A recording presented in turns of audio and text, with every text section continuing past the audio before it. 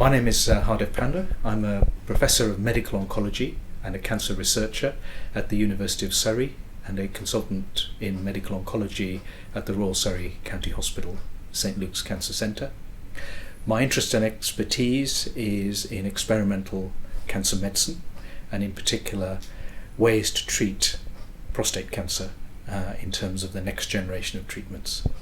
My particular interests are in targeted therapy and using the immune system to treat cancers.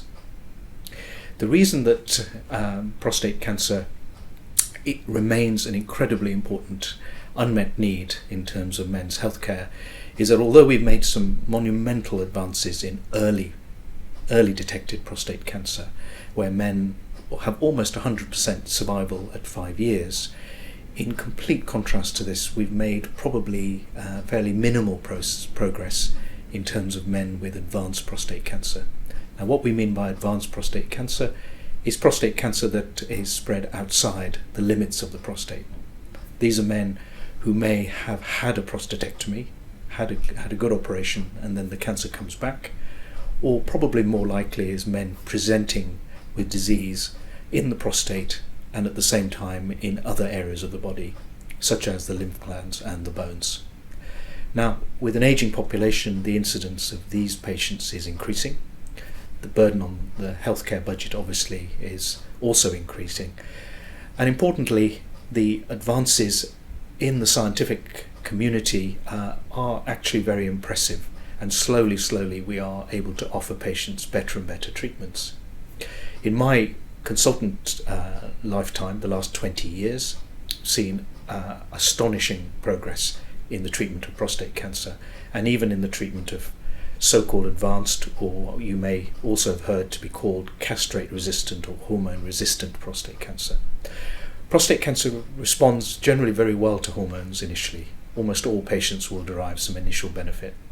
But we know this is short-lived, and patients with advanced disease outside the prostate, the median survival is around about 42 months, and this was data from a UK national study called Stampede, which has given us this information. We know around 30% of men have a 5-year survival with advanced disease. So these numbers are very worrying in a scientific era which has given us so much insight into cancer biology and prostate cancer biology in particular. There are new drugs on the horizon, but these are very limited. And my worry is always that the clinical trials options for patients is actually going down and down. We have very few absolutely novel drugs coming out of the various centres and from the pharmaceutical industry.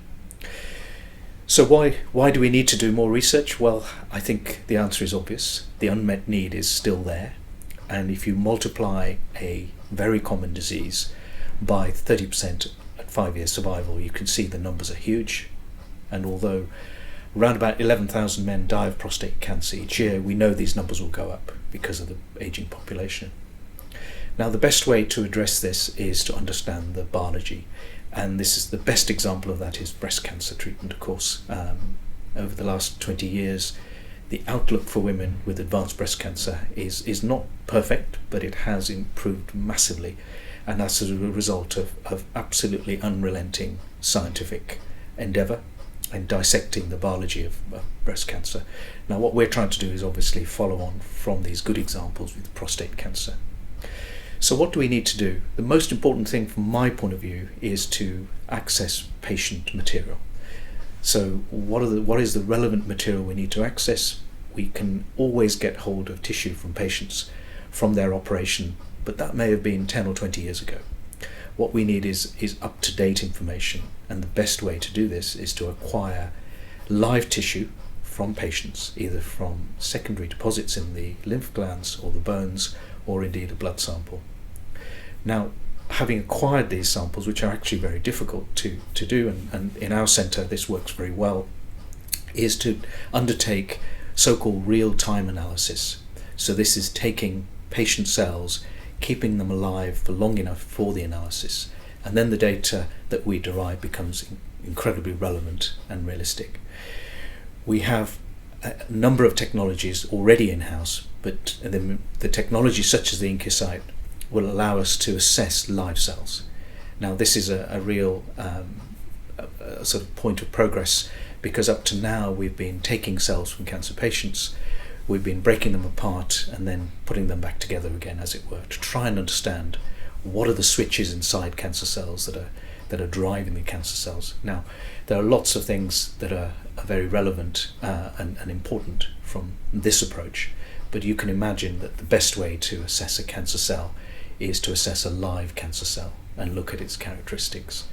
And this is really the technology that we have to invest in, and this will give us the breakthroughs that we need.